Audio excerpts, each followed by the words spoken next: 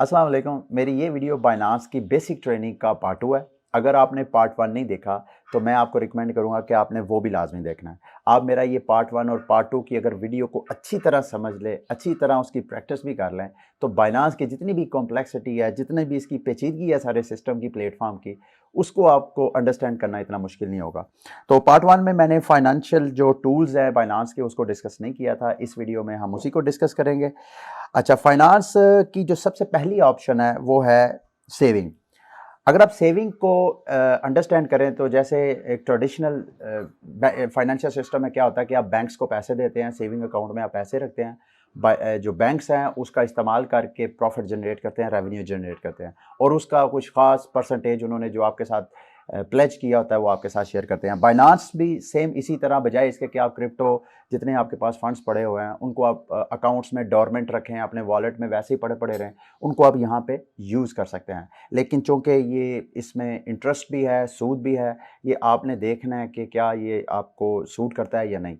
तो मैं तो खैर आपको सिर्फ फॉर गाइडिंग पर्पस आपको इस तरह समझाऊंगा। अच्छा, बाइनांस का जो सेविंग इन्वेस्टमेंट अपॉर्चुनिटी है, ये टूल है, इसमें 3 किस्म की आपको अपॉर्चुनिटी बाइनांस ऑफर करता है। एक को फ्लेक्सिबल, दूसरे को लॉक्ड, और तीसरे को एक्टिविटी बोलते हैं। फ्लेक्सिबल और लॉक में फ़र्क ये है कि आपकी सेविंग इन्वेस्ट करते हैं आप, तो अगर तो आप जब दिल करे आप उसको विड्रा करवाना चाहें तो उसके लिए तो आप फ्लेक्सिबल में इन्वेस्टमेंट करें। लेकिन अगर आपने एक ख़ास पीरियड के लिए, फॉर एग्जांपल अगर आप लॉक में जाते हैं, तो यहाँ पे आप देखें 7 डेज़, 14 डेज़, 30 डेज़ और 90 डेज़ के लिए आपने अपनी इन्वेस्टमेंट, जो कैपिटल आपने इसमें इन्वेस्ट करना है, उसको आपने लॉक्ड रख देना है। इसका ये मतलब नहीं है कि आप रिडीम नहीं कर सकते, आप विड्रा नहीं करवा सकते। आपको जब चाहे आप विड्रा करवा सकते हैं, बेशक आप लॉक्ड में करें, फ्लैक्सिबल में करें या एक्टिविटी में करें।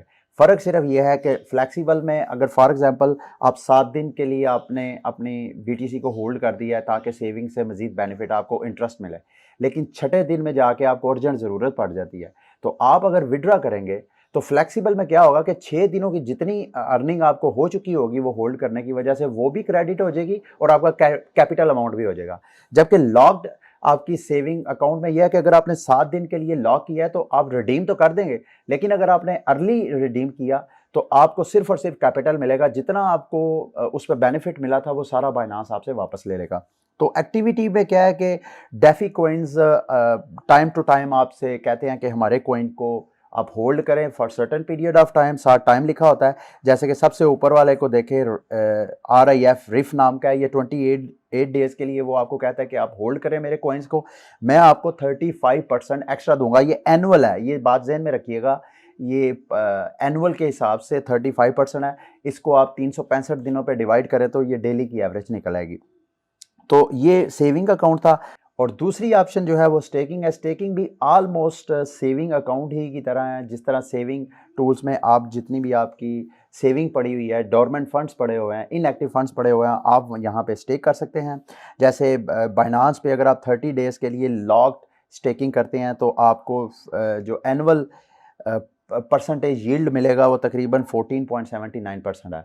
तो इस तरह ये डिफरेंट कॉइन्स हैं जिसको आप स्टेक कर सकते हैं और उस पर आप मतलब उस पर बेनिफिट ले सकते हैं।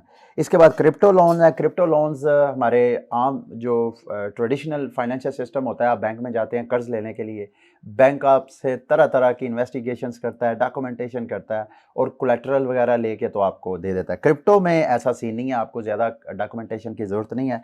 सिंपल आप यहाँ क्रिप्टो लोन्स में जाएँ, आपके पास गिरवी रखने के लिए, कोलेक्टर रखने के लिए अगर बीटीसी पड़ा हुआ है तो आप वो बीटीसी रख के कोई दूसरा कॉइन ले सकते हैं फॉर द टाइम बिंग। लेकिन चूँकि ये कर्ज है तो इस पे आपने इंटरेस्ट भी जो है वो पे करना है बैंक को।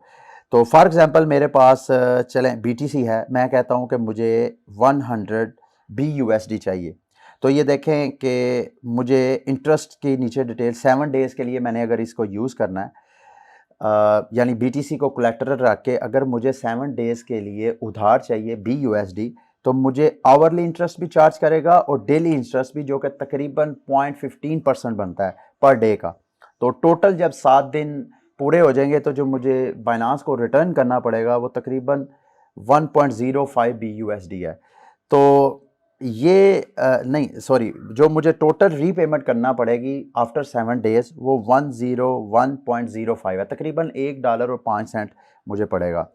तो अगर मैं यहाँ पे कहता हूँ 1000, पता नहीं 1000 की ऑप्शन आएगा, अच्छा 1000 में करता हूँ तो तकरीबन मुझे $10 7 दिनों के अंदर एक्स्ट्रा पे करना पड़ेगा, तकरीबन 1% बनता है ये 7 डेज के अंदर। तो ये सारा है, इसको भी आप गो थ्रू हो जाइएगा, लोन लेना है तो।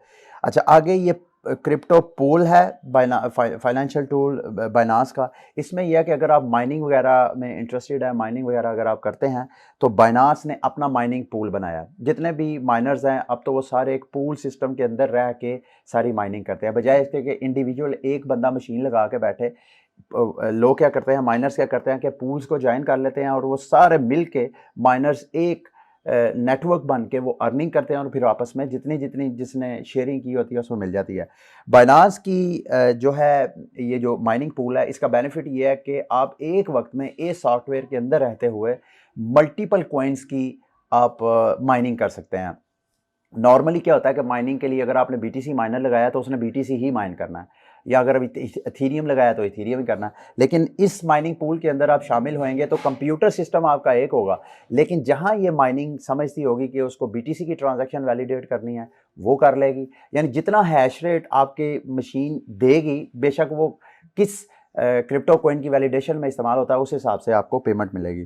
अच्छा इसके बाद नेक्स्ट ऑप्शन है जी लिक्विड स्वाप। लिक्विड स्वाप भी ऐसी है कि आप लिक्विडिटी जितनी आपके पास पड़ी हुई है आप लिक्विडिटी प्रोवाइड करते हैं और उसको सर्टन आपको बेनिफिट मिलता है। इसके ऊपर वैसे पूरी एक अलग वीडियो बनानी चाहिए, सेम इसी तरह ही इसको स्टडी कर लें। फॉर एग्जांपल इसमें यह है कि मेरे पास अगर USDT पड़ा हुआ है और मैं यहाँ पे USDT कहता हूँ कि मेरा जितना USDT पड़ा हुआ है उसको मैं यहाँ लिक्विडिटी प्रोवाइड करता हूँ, तो उस पर मुझे दो किस्म के इंटरेस्ट मिलेंगे। एक तो ये जो इसका एनुअल इंटरेस्ट होता है वो मिलेगा, और दूसरा इसका एक्स्ट्रा रिवॉर्ड भी मिलेगा जो कि 4.1507% है। वो मेरा ख्याल है BNB की सूरत में, मुझे बजाय इसके कि मुझे USDT रिटर्न हो, मुझे BNB की सूरत में एक्स्ट्रा परसेंटेज मिलेगी जितनी मेरी इन्वेस्टमेंट होगी। तो लिक्विडिटी पूल में भी एग्जैक्टली अच्छा इसमें स्वाप की ऑप्शन भी है। अगर आप एक करेंसी को दूसरी करेंसी में चेंज करना चाहें तो आप स्वाप कर सकते हैं। इसमें यह है कि फ़ीस मेरा ख्याल है दूसरी जो कन्वर्जन वाली है उससे कदरें कम होती है। अच्छा इसके अलावा जी नेक्स्ट है जी कार्ड की ऑप्शन।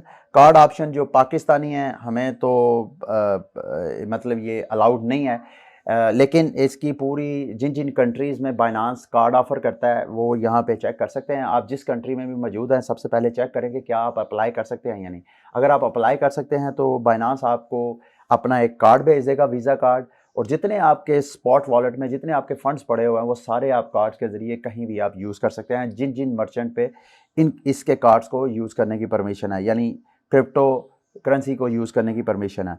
अच्छा जी इथीरियम 2.0 ये भी एक आपको पता होना चाहिए कि इथीरियम की अपग्रेडेशन चल रही है।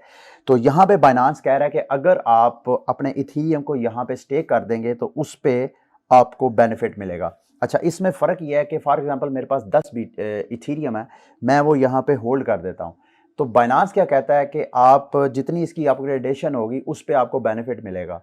और बेनिफिट कुछ इस तरह, अच्छा इसमें यह है कि अगर मैंने 10 इथीरियम इनको दे दिए हैं तो मैंने ट्रेडिंग वगैरह तो करनी है, तो बाइनांस क्या करेगा कि उसका एक अपना बाइनांस टोकन इथीरियम का आपको ऑफ़र करवा देगा जिसको मेरा ख्याल है BETH बोलते हैं।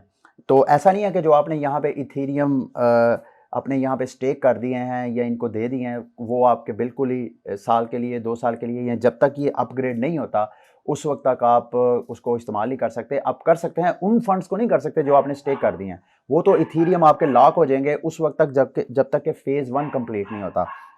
लेकिन उसके बदले जितना आपने इथीरियम किया होगा बाइनांस आपको उतना ही टोकन दे देगा BETH। तो आप उसके ज़रिए आप स्टेकिंग वगैरह कर सकते हैं या ट्रेडिंग वगैरह कर सकते हैं जो भी आपने, और ये सिर्फ मेरा ख्याल आप विड्रॉ नहीं शायद कर सकते, या शायद उसकी भी ऑप्शन हो, इसको भी आप गो थ्रू कर लीजिएगा। अच्छा अब अगली ऑप्शन है ड्यूल इन्वेस्टमेंट। ये भी बड़ा इंटरेस्टिंग फाइनेंशियल टूल है बाइनांस का। इसको अगर आप क्लिक करें तो इसमें इस वक्त तो कोई भी एक्टिव आपको ऑफर नहीं लगती है, लेकिन Binance time to time dual investment की अपॉर्चुनिटी आपको देता है। अच्छा इसमें होता क्या है कि बाइनांस आपको कहता है कि अगर आप ये सबसे पहले BTC की ड्यूल आप करेंसी का देख लें, इसकी इन्वेस्टमेंट की अपॉर्चुनिटी देख लें। बीटीसी आपको कहेगा कि आप 30 डेज़ के लिए या 7 दिन के लिए या 60 डेज़ के लिए आप अपने बीटीसी को हमारे पास स्टे कर दें। अगर तो वैल्यू अप जाएगी तो हम आपको उसको स्टेबल कॉइन में कन्वर्ट करके तो साथ जितने % प्रॉफिट होगा वो प्रॉफिट आपको दे देंगे और आपके बीटीसी जो है वो उसमें स्टेबल कॉइन में कन्वर्ट होकर आपको उस तरह प्रॉफिट मिल जाएगा। लेकिन अगर वैल्यू डाउन गई तो आपका बीटीसी आपको वापस दे देंगे, प्लस उतने पीरियड में जितने % आपका जो इंटरेस्ट बनता है वो भी आपको पे कर देंगे। लास्ट में है जी BNB वॉल्ट। अच्छा, BNB वॉल्ट ये है कि अगर तो आपके पास बाइनांस में BNB कॉइन्स पड़े हुए हैं तो आप इस एक जगह पे उसको स्टेक करें। बाइनांस क्या करेगा कि BNB की जहां जहां स्टेकिंग की ऑप्शन बाइनांस के पास है, आप बाइनांस एक वक्त में सब जगहों पे इन्वेस्ट करके उस पर जितना इंटरेस्ट बनता होगा वो एक जगह पे ही कलेक्ट कर देगा, बजाय इसके कि आप सेविंग में जाके अलग BNB को होल्ड करें या आप स्टेकिंग की तरफ जाके अलग करें। इसी तरह दूसरी जो इन्वेस्टमेंट अपॉर्चुनिटीज़ हैं जैसे ड्यूल इन्वेस्टमेंट है वहाँ पे करने की बजाय इस एक जगह पे अपने BNB को आप होल्ड कर लें तो बाइनांस खुद ब खुद जहाँ जहाँ BNB स्टेकिंग करने के साथ होल्ड करने के साथ आपको बेनिफिट मिल सकता है वो खुद ब खुद उन सारी जगहों पे करके तो आपको डेली के डेली उसके साथ इंटरेस्ट देगा। और ये भी फ्लेक्सिबल है, जब चाहें आप BNB अपने निकाल सकते हैं और जितना आप प्रॉफिट कमाएंगे उस वक्त तक वो प्रॉफिट आपके अकाउंट में क्रेडिट होता जाएगा। तो ये वो फाइनेंस के सारे टूल्स है बाइनांस के, तो मैंने सोचा वो भी आपके साथ लाजमी शेयर करूँगा। और ये मेरी जो बाइनांस की बेसिक ट्रेनिंग की सीरीज़ का पार्ट 2 और आखिरी पार्ट था। इसके अलावा भी मैंने बहुत सी जो बाइनांस के फीचर्स हैं, टूल्स हैं, उनके ऊपर अलग डिटेल्स वीडियो बनाई हैं। उनका लिंक भी मैं इस वीडियो की डिस्क्रिप्शन में दे दूंगा और वीडियो के एंड क्रेडिट्स में भी आपको नज़र आएगा। अंटिल नेक्स्ट वीडियो मुझे इजाज़त दीजिए। अल्लाह हाफ़िज़।